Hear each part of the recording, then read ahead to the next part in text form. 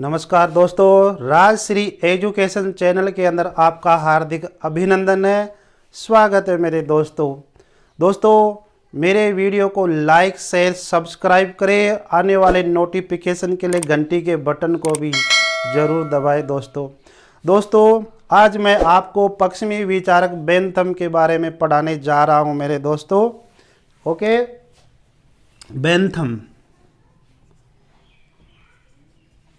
Bentham का सबसे पहले अपन बात करेंगे जीवन परिचय। आज की क्लास में हम केवल बेंथम के जीवन परिचय के बारे में ही बात करेंगे मेरे दोस्तों, ठीक है।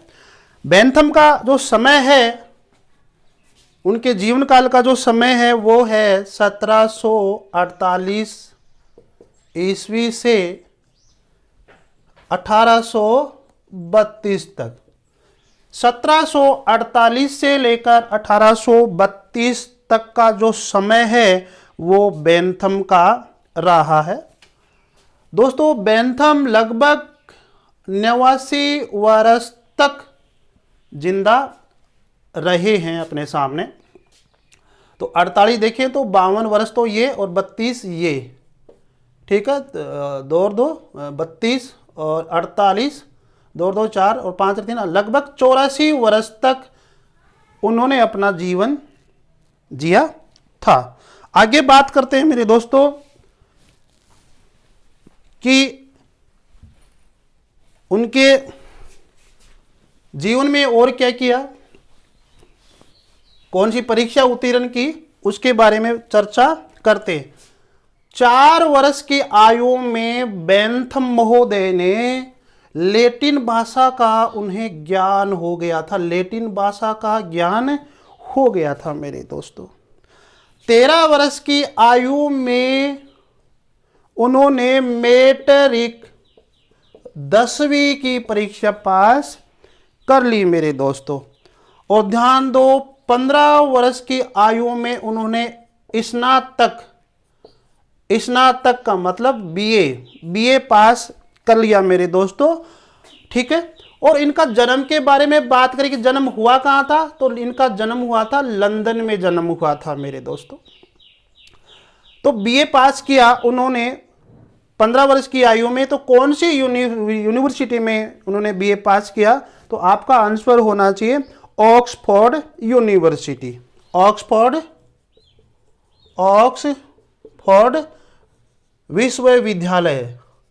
तो ये कहां पर है, ये ऑक्सफोर्ड विश्वविद्यालय कहां पर है, ये मेरे दोस्तों ब्रिटेन के अंदर है। कहां पर है, ब्रिटेन यानी कि लंदन के अंदर है।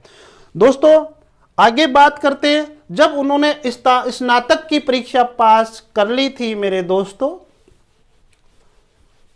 तो उनके उसके बाद उन्होंने कानून की पढ़ाई शुरू की। कानून की पढ़ाई जिसको अपन क्या बोलते हैं, बैरिस्ट्री बोलते हैं, बैरिस्ट्री। कानून की पढ़ाई उन्होंने शुरू की स्नातक की परीक्षा के बाद में। और कानून की पढ़ाई उन्होंने कहां की, लिंकन्स इन के अंदर। लिंकन्स इन ये एक विश्वविद्यालय था लंदन के अंदर ही, लिंकन्स इन, ठीक है मेरे दोस्तों।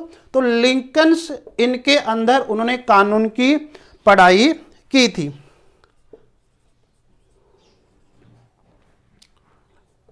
लिंकन्स LINCOL, लिंकन इन्स के अंदर उन्होंने कानून की पढ़ाई शुरू की थी मेरे दोस्तों। तो कानून की पढ़ाई पास कर ली, अर्थात बैरिस्ट्री की परीक्षा पास कर ली, तो अब वो वकालत शुरू करने लग जाते हैं मेरे दोस्तों, ठीक है मेरे दोस्तों। कानून की पढ़ाई के बाद में तो लोग वकालत ही तो करेंगे, ठीक है। तो वो वकालत शुरू कर देते हैं। आगे क्या होता है मेरे दोस्तों, अब लंदन के अंदर, ब्रिटेन के अंदर, वहां की कानून व्यवस्था में, ब्रिटेन की कानून व्यवस्था के अंदर बहुत सारी खामियां थी, बहुत सारी कमजोरियां थी। तो बेंथम महोदय ने क्या कहा था कि ब्रिटेन की जो कानून व्यवस्था है वो क्या है, निरर्थक है। वो क्या है, निरर्थक है। अच्छी नहीं है, वो कानून व्यवस्था क्या है, अच्छी नहीं है, ये सुझाव बेंथम ने दिया था मेरे दोस्तों। तो बेंथम ने कानून से संबंधित कि कानूनों को, न्याय व्यवस्था को बढ़िया बनाई जाए, इसलिए उन्होंने एक पुस्तक भी लिखी और पुस्तक का नाम क्या था, वो पुस्तक आपके लिए बहुत इंपॉर्टेंट बुक है मेरे दोस्तों। उस बुक का नाम है फ्रेगमेंट्स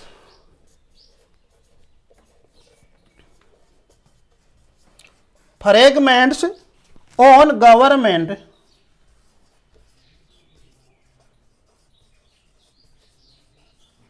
फ्रेगमेंट्स ऑन गवर्नमेंट, ये बुक किसकी है मेरे दोस्तों, बेंथम की है। किसकी है, बेंथम की बुक है। और ये पुस्तक कब लिखी गई थी, 1776 के अंदर लिखी गई थी।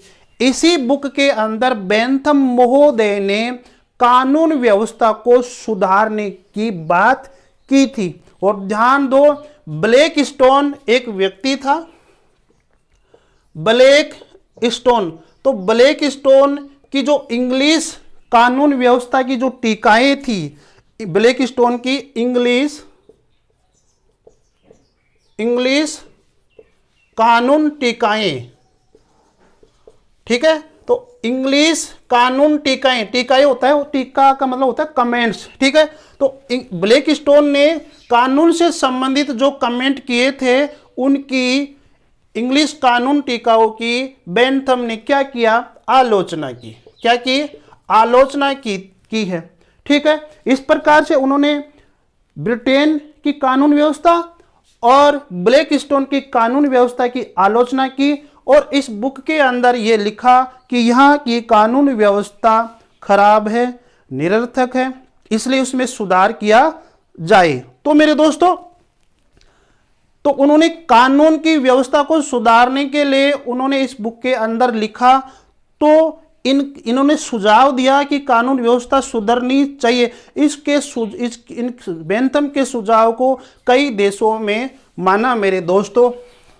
तो सबसे पहले मानने वाला देश तो लंदन तो है ही। वो कौन कौन से देश है जो बेंथम के कानून व्यवस्था को अपनाया था, वो देशों के बारे में बात करते हैं अपन कि बेंथम के सुझावों के अकॉर्डिंग ऐसे देश थे जो अपने संविधान के अंदर, अपनी कानून व्यवस्था के अंदर सुधार किया था। लंदन, जिसको अपन ब्रिटेन कह सकते हैं, ब्रिटेन के अंदर कानून व्यवस्था का सुधार हुआ बेंथम के कारण।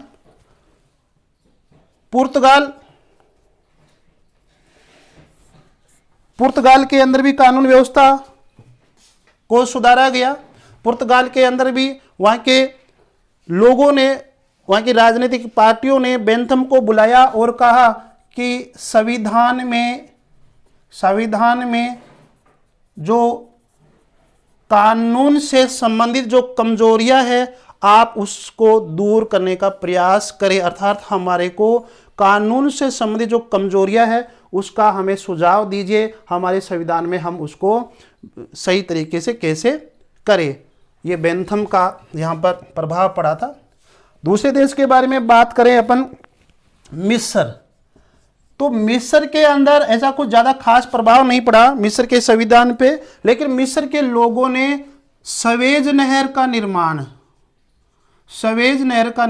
1828 के अंदर, मिस्र के अंदर जो सवेज नहर का निर्माण किया गया था, वो बेंथम के सुझाव के कारण ही किया गया था। ये आप याद रखना मेरे दोस्तों। आगे बात करते हैं रूस के अंदर उस समय शासक हुआ करते थे जार। जो शासक हुआ करते थे, जार शासक होते थे। और जार ने भी यही कहा कि हमारे जो कानून व्यवस्था है उसमें आप कुछ सुधारने का प्रयास कीजिए। तो उसको वहां पर भी आमंत्रित किया था रूस के अंदर। तो अपन ये कह सकते हैं कि रूस के अंदर भी कहीं ना कहीं बेंथम के विचारों का प्रयोग किया गया था मेरे दोस्तों। आगे बात करते हैं फ्रांस देश। और फ्रांस एक ऐसा देश है कि उसके विचारों से, बेंथम के विचारों से प्रभावित होकर उसको ये कहा कि आप लंदन को तो छोड़ दो, ब्रिटेन को छोड़ दो, आप हमारे फ्रांस देश में रहने लग जाओ। तो फ्रांस देश ने तो उन्होंने फ्रांसीसी नागरिकता ही दे दी थी। फ्रांसीसी नागरिकता क्यों दी? क्योंकि बेंथम के विचारों से फ्रांस के लोग, फ्रांस की राजनीतिक व्यवस्था प्रभावित हो गई थी दोस्तों। ठीक है मेरे दोस्तों। तो फ्रांस की सरकार ने, जो राष्ट्रीय जो संसद थी, उन्होंने एक कानून बनाकर उसको, बेंथम को वहाँ का फ्रांसीसी नागरिक बना दिया मेरे दोस्तों। तो देखो, एक व्यक्ति को, दूसरा देश का व्यक्ति है, उसको उसके विचारों से प्रभावित होकर वहाँ की नागरिकता दे रहे हैं। तो ये बेंथम कमजोर आदमी नहीं है। ठीक है, आगे बात करते हैं मेरे दोस्तों कि जब उन्होंने कानून की पढ़ाई पास कर ली, स्नातक परीक्षा पास कर ली 15 वर्ष की आयु के अंदर, तो हम ये कह सकते हैं कि उसको बहुत से विषयों का ज्ञान हो गया था। जैसे हमारे संविधान के निर्माता, संविधान के मनु कहे जाने वाले डॉक्टर भीमराव अंबेडकर जी को भी बहुत सारे विषयों का ज्ञान था, बहुत सारी भाषाओं का ज्ञान था। ठीक उसी प्रकार से हमारे बेंथम को भी बहुत सारे विषयों का ज्ञान था, भाषाओं का ज्ञान था। तो सबसे पहले जिस विषय का ज्ञान था, हम उसकी बात करते हैं, अर्थशास्त्र। बेंथम को अर्थशास्त्र का ज्ञान था। बेंथम को नीति शास्त्र का ज्ञान था। बेंथम को कानून की पढ़ाई करने के कारण कानून का ज्ञान था, अर्थात अपन ये कह सकते हैं बैरिस्ट्री का ज्ञान था। तर्कशास्त्र का ज्ञान था, तर्कशास्त्र का ज्ञान था। दंड शास्त्र का ज्ञान था और राजनीति शास्त्र का ज्ञान था। राजनीति शास्त्र का ज्ञान था। तो इतने विषयों का उन्हें ज्ञान था। कई भाषाओं का भी ज्ञान था, फ्रांसीसी भाषा का ज्ञान था, अंग्रेजी भाषा का ज्ञान था। ठीक है मेरे दोस्तों, ये विषयों का उसको, बेंथम महोदय जी को नॉलेज था मेरे दोस्तों। और इसी नॉलेज से प्रभावित होकर दुनिया के तमाम देश उसको अपने संविधान में कुछ बदलाव करने के लिए आमंत्रित किया था मेरे दोस्तों। और उनके विचारों से प्रभावित होकर बहुत सारे देशों ने उसको मान सम्मान दिया, ये आप याद रखना। आगे चर्चा करते हैं मेरे दोस्तों, बेंथम का जो उपयोगितावाद है। उपयोगितावाद, बेंथम ने अपना उपयोगितावाद कहां से ग्रहण किया? और बेंथम के विचारों में जो सबसे जो मुख्य बिंदु है वो उपयोगितावाद ही रहता है। ध्यान दो मेरे दोस्तों, उपयोगितावाद उन्होंने कहां से ग्रहण किया? दो व्यक्तियों से उन्होंने उपयोगितावाद ग्रहण किया था। पहले के बारे में बात करते हैं, ह्यूम नाम का एक विद्वान था, और ह्यूम, और एक था पिरस्टले। इन दोनों से प्रभावित होकर उन्होंने उपयोगितावाद का सिद्धांत दिया। ह्यूम ने एक बुक लिखी थी, उस बुक का नाम है मेरे दोस्तों treatise of human nature.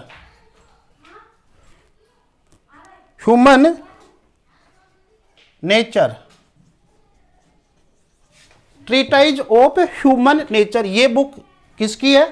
Hume की है।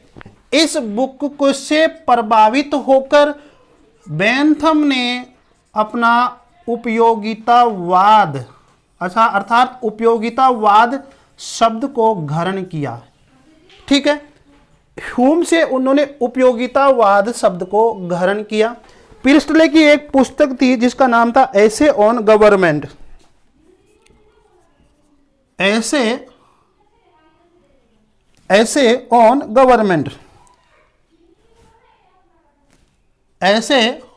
On government. ठीक है मेरे दोस्तों।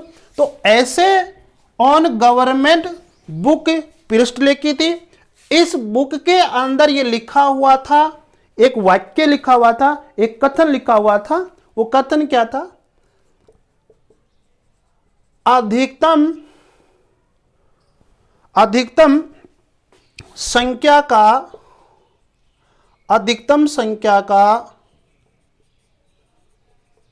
अधिकतम सुख। ये वाक्य इस बुक के अंदर लिखा हुआ था, और जब बेंथम महोदय इस बुक को पढ़ रहे थे तो इस वाक्य से प्रभावित हो गए, और इस वाक्य से प्रभावित होकर उन्होंने इसकी जगह कहा कि अधिकतम व्यक्तियों का अधिकतम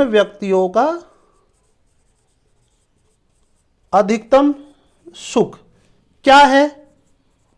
उपयोगितावाद है। इसको बदल दिया। इस बुक के अंदर लिखा हुआ था कि अधिकतम संख्या का अधिकतम सुख। यहां से प्रभावित होकर उन्होंने अपना नया नारा दिया, नया सिद्धांत दिया। अधिकतम व्यक्तियों का अधिकतम सुख की क्या है? उपयोगितावाद। और उपयोगितावाद शब्द कहां से लिया? यहां से, ह्यूम से लिया था। तो दोनों से प्रभावित होकर उन्होंने अपना उपयोगितावाद वाला सिद्धांत दिया और कहा कि अधिकतम व्यक्तियों का अधिकतम सुख है। तो एक बार दोबारा सुन लो मेरे दोस्तों, ह्यूम से उन्होंने क्या ग्रहण किया? उपयोगितावाद। और प्रिस्टले से उन्होंने क्या ग्रहण किया? अधिकतम संख्या का अधिकतम सुख। और इसको फिर किस में बदल दिया? अधिकतम व्यक्तियों का अधिकतम सुख, इसमें उन्होंने बदल दिया मेरे दोस्तों। आगे चर्चा करते हैं। मैं उपयोगितावाद को डिटेल से अगली क्लास में बताऊंगा। अभी इसी क्लास के अंदर थोड़ा सा जीवन परिचय चल रहा है।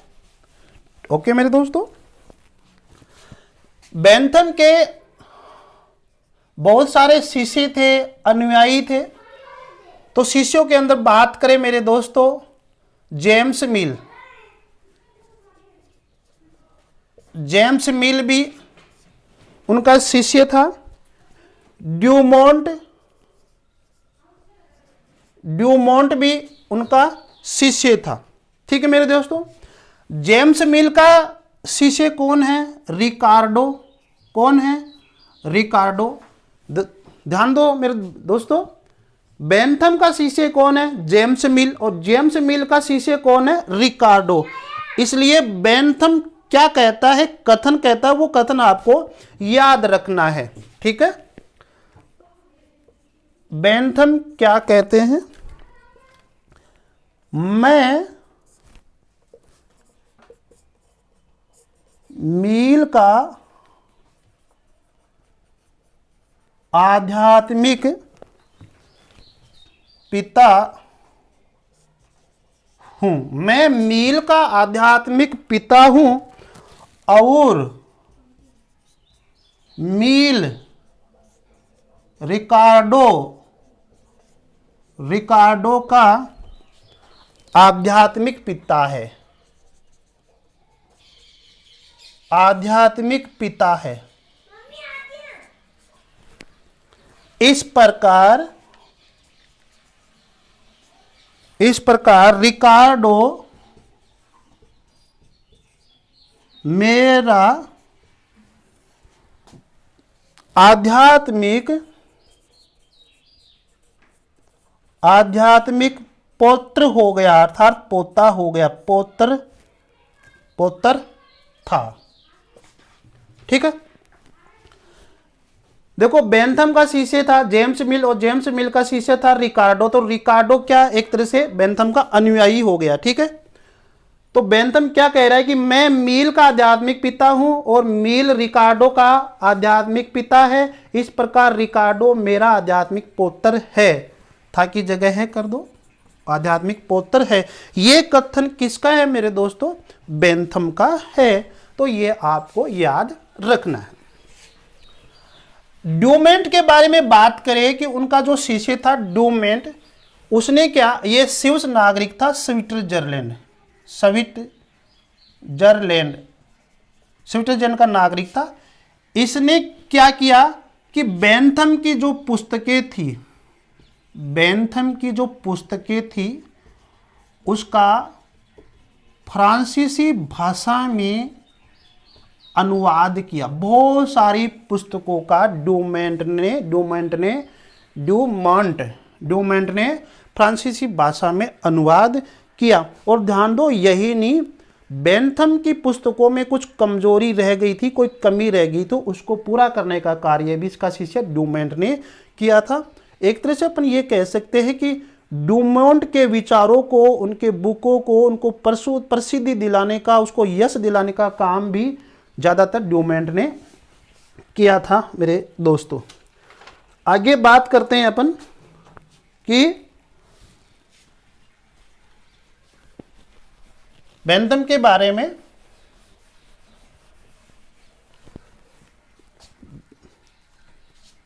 बेंथम की मृत्यु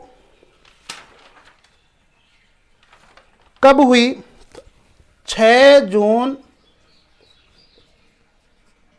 1832 के दिन मृत्यु हो जाती है। जब उनकी मृत्यु हुई थी मेरे दोस्तों, तो डोयल नामक एक विद्वान था। उस डोयल नामक विद्वान ने क्या कहा था? बेंथम के शिष्य समूह ने एक पितामह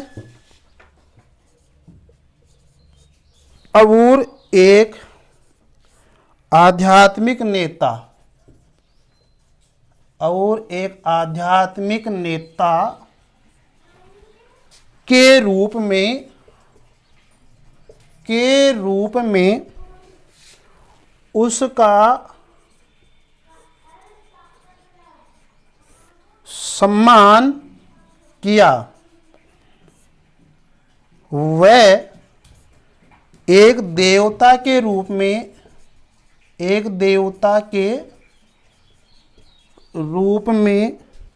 प्रतिष्ठा हुई मेरे दोस्त। तो एक डोयल नामक विद्वान ने उनकी प्रशंसा की थी उनकी मृत्यु के ऊपर, कि बेंथम के शिष्य समूह ने एक पितामह और एक आध्यात्मिक नेता के रूप में उनका सम्मान किया। यानी कि बेंथम के शिष्य और उनके अनुयायियों ने उनका सम्मान किया और एक देवता के रूप में उनकी प्रतिष्ठा हुई थी। ये बात डोयल कह रहा है मेरे दोस्तों। आगे बात करते हैं, जब उनकी मृत्यु हो जाती है तो उनकी इच्छा के अकॉर्डिंग उनका जो डेड बॉडी थी, उनका जो शव था, उनको जंतु यूनिवर्सिटी, जो एक मेडिकल से संबंधित यूनिवर्सिटी थी, उसको दे दिया था। ठीक है मेरे दोस्तों, ताकि लोग डॉक्टर बने, उसको चीट फाड़ करके डॉक्टर बन सके। तो मेरे दोस्तों इस तरह से उनकी जो डेड बॉडी थी वो भी वहाँ के जंतु म्यूजियम में आज भी है। जंतु जो एक तरह से मेडिकल यूनिवर्सिटी थी वहाँ पर है। आगे बात करते हैं मेरे दोस्तों, उन्होंने बहुत सारी बुक लिखी। बुकों की चर्चा अपन बाद में करेंगे अपन। और ध्यान दो, उन्होंने बहुत सारे हस्तलिखित